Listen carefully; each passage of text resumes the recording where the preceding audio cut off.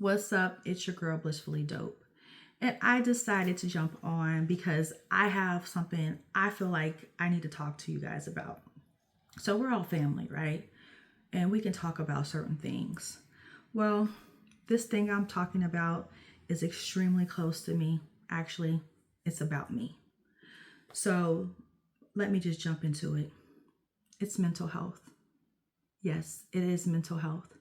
It's something that's dear near to me because I'm affected by it personally. So, this year at the age of 45, I was diagnosed with PTSD and ADHD. So, I have post traumatic stress disorder, um, and I also have ADHD. So, attention deficit hyper disorder, hyperactive disorder. Y'all look it up. So, I've been diagnosed with both of those by my psychiatrist because of things that happened recently that kind of sent me into a tailspin. Like it was a trigger. And, you know, I knew that I've always been a little bit different, especially with the ADHD. I've always been very hyperactive. I've always had a ton of energy. I've always had extreme issues with focusing on an assignment. I was not the best student in school. I was pretty much one of the worst. Not that I didn't always know what I was doing in school, because a lot of the time I knew exactly what I was doing. But getting me to focus just solely on the assignment at hand, the task at hand, was a no-go, because my mind was going 100 miles a minute. And from lack of sleep, from the things that were going on in my house where I couldn't sleep, and then coming to school and having to think and do and be somebody that I could not just handle to or be at that moment. And I didn't want to tell anyone what was going on at home. But at the same time, I am 14, 15, 16 years old, and I can't handle this because I'm a kid, right? And there was no one to talk to. No one. I knew I was different, and I did not know why, and I didn't know how to fix it without embarrassing myself or putting my family's business out there, which y'all Black, y'all know we don't put our business out there. What stays in the house, what goes on in the house stays in the house, right? So this was a little bit of a dilemma. Well, a lot of bit of a dilemma for me. So I knew that I had mental health issues, but let's back it up. The reason why I'm jumping into this is because of my diagnosis, and because I see family and friends that have issues, and now it's time to tell everyone it's okay. Guess what? Most of us, if not all of us, have someone close to us, if it's not us, that has a mental health disorder, and probably undiagnosed, probably has been ignored for years. You know, that crazy aunt, you know, that uncle that just can't stop shutting up, or just sits in the corner real quiet and weird, or someone that takes to the bottle a lot and is traumatized. Yeah, they're not weird. They're not odd. There's a reason why they're that way. Let's get into it. So I did some research, and the National Institute of Mental Health states that mental health definitely runs in the family. For example, if you have a close relative that has schizophrenia, there are chances 1 to 10% that you are going to have it too. Crazy. Crazy. There's also environmental factors. I can take this personally because if you grow up in a situation where you're lonely, or it's stress, there's trauma in the home, there's abuse, there's neglect, there's things going on in the home that you should not be privy to as a child, then there's a good chance that's going to affect you mentally and later on in life. Not just then, but later as well. Then there's the genetic factor. So when we're all born, we know our brains are growing and they're the wiring is connecting. Well, if your mother or your father or grandparents have some sort of mental health or behavioral health situation going on, there's a great chance that your wiring in your brain is going to be heavily influenced by their wiring that was passed down to you. So yeah, you may have issues because of that. And that is called vulnerability network. So if your family has those issues, there's a great chance you are going to have the same issues if not dealt with. So here I am, here we are, right? It is 2024 and it's time to stop having the taboos. Stop saying, oh, they're crazy. Not everyone's crazy. Yeah, there are crazy people in the world. But not everybody that has an issue or that's different is crazy. Maybe they're not able to process what's going on around them. Maybe they're not process what's going on up here. But that doesn't make them crazy. It just means they need a little extra help. And there's nothing wrong with that, right?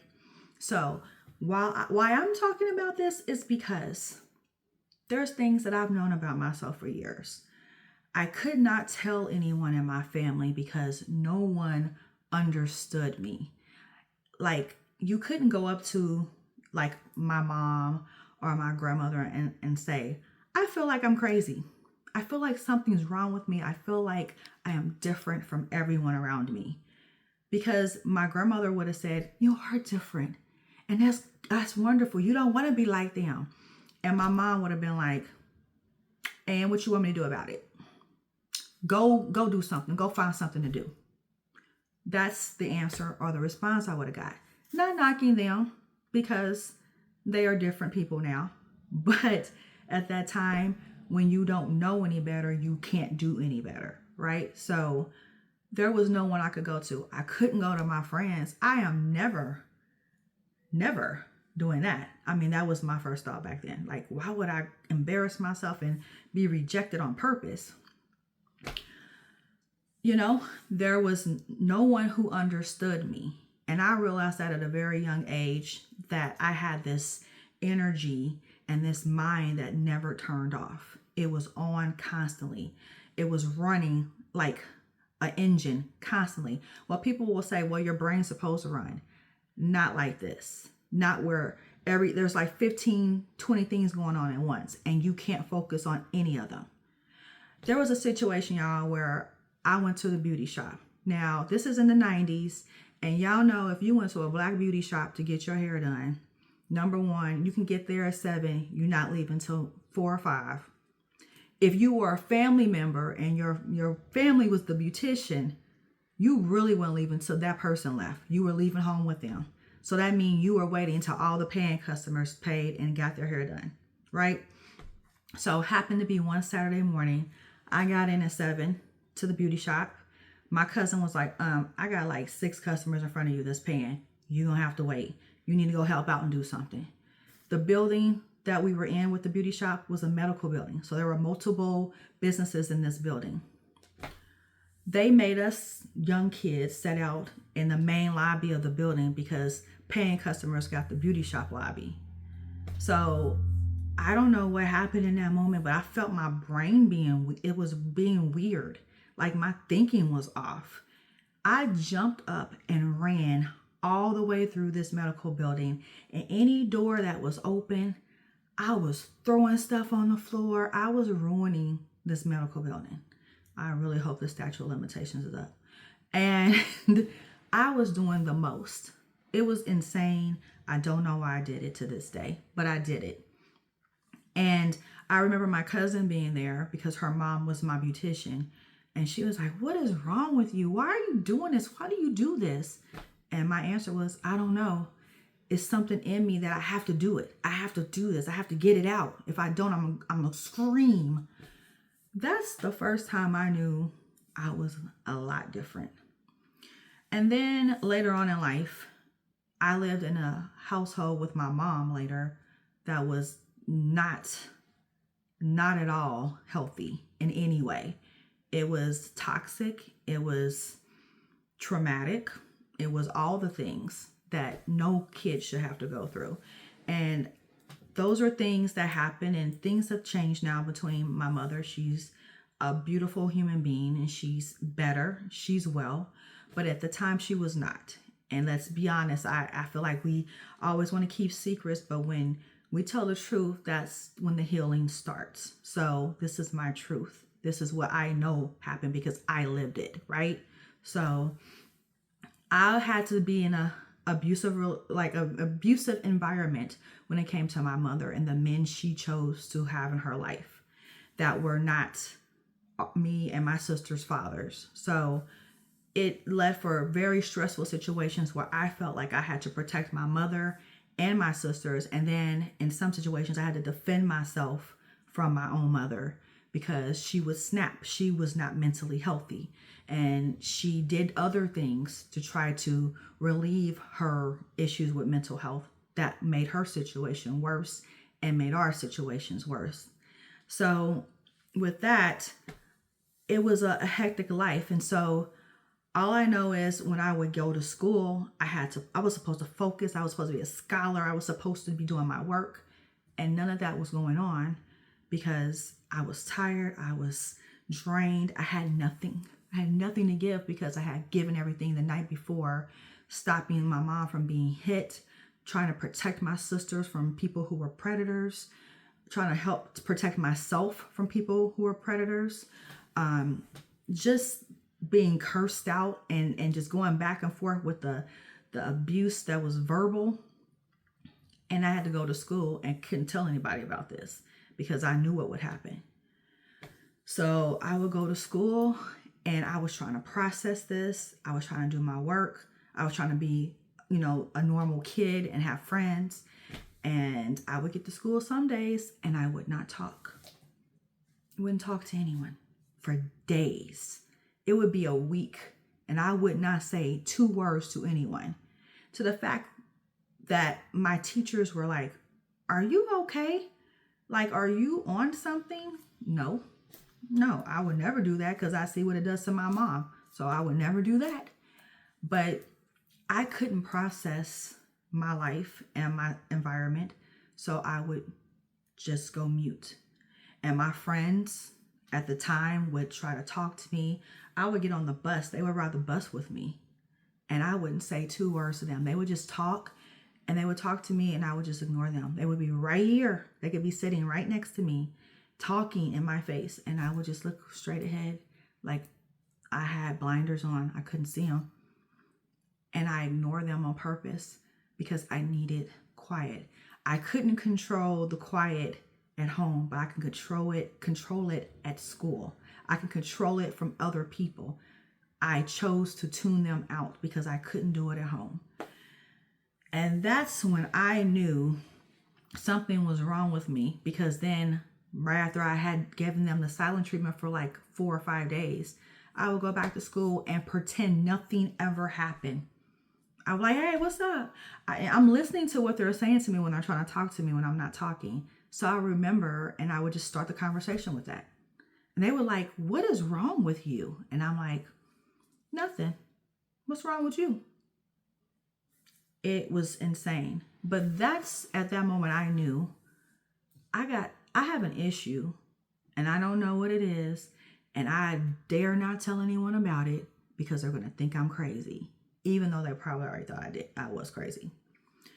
But anywho, I just know that mental health is something that does not go away because of all the things that I told you about and the things I've gone through that I haven't even talked about.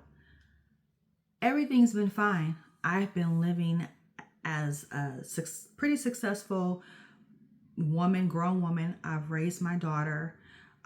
It's just she and I in the home. Our home is peaceful. I don't have any of those issues in here because I'm not having it. And it'll be one thing that will trigger me and set me off from things that I had happened to me in the past. And that's when I knew that I have issues that are unresolved.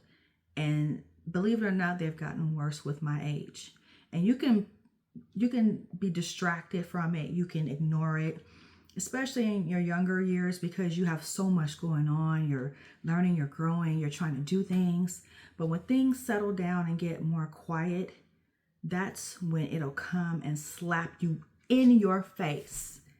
Those past issues that you didn't resolve, those triggers that are still there, and now there's nothing to distract you from them. And that's what happened with me. And I can see things in me and my daughter and how I don't need this cycle to keep going. So it's time to stop it. It's time to admit that things are wrong and not quite right. And it's okay to say, yeah, I'm a little different. I have this situation going on in my life, but it's okay. We can take care of it. We can get help for it. It may be a lifelong battle, but we can handle it, right? And we will, to the best of our ability and the best that prescription medicine can help. You know, I love when people say, I'm going to pray for you. Please pray for me. But you can't pray your way out of a mental illness. I know people will tell you that, but you cannot. You know, I feel like God gave us doctors when we break our arms, when we're sick, have flu, have cold. So he gave us mental health doctors too, when up here we're sick. So we need to use the resources that are provided to us, right? So there should be never an issue or a taboo about it. You can't pray mental health. You can't pray the bad mental health away.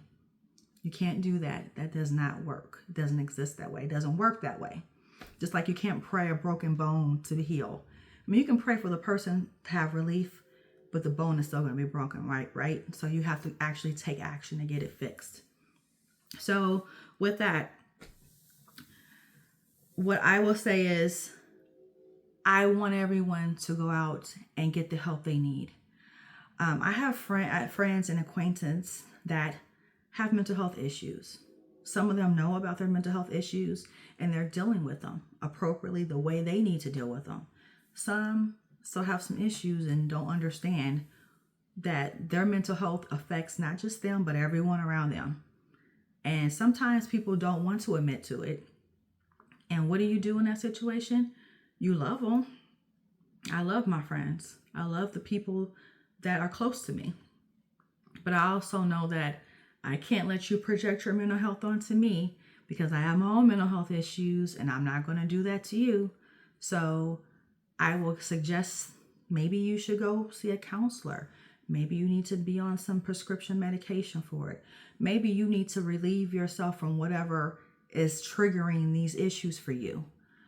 But if you don't listen, as a grown-up, as an adult, that is your choice. But it is also my choice to say, I love you, but I can't let you project that onto me. So I'm going to back up and let you do you until you figure out what you want to do to help yourself. That's a legitimate way to help yourself, not a Band-Aid, but an actual situation to heal yourself. And that may take time. That's not an overnight thing. That's not a next week thing. This is a process. That is a living life process, right? That you have to go through. And I'm still going through it. I'm not fixed completely, but I'm working on it. So, and just please stay healthy. Please get the help you need to get. Don't be afraid of telling people something's not right with me and I don't know where to start or where to begin. Nothing wrong with that. It's okay to go see a doctor that is for your head. A licensed individual can do wonders and they're not biased. Sometimes talking to our family, we're talking to biased people who have their own opinions they would try to push off on you because it's their way of self-denial for maybe what's going on with them. So speak to someone who's not biased and speak to someone who can actually help you. Maybe you need medication. Well, these people were trained and went to school for this. So give them a chance to help you. And yeah, keep praying about it. Prayer works. But you have to act according to your prayer. As long as it's within his will, right? So I love you all. I want you all to have a healthy, successful life, a peaceful life, as peaceful as you can. So let's be peaceable. That's a better word. I love you. Please enjoy yourselves. I will see you. Thank you for listening. Bye.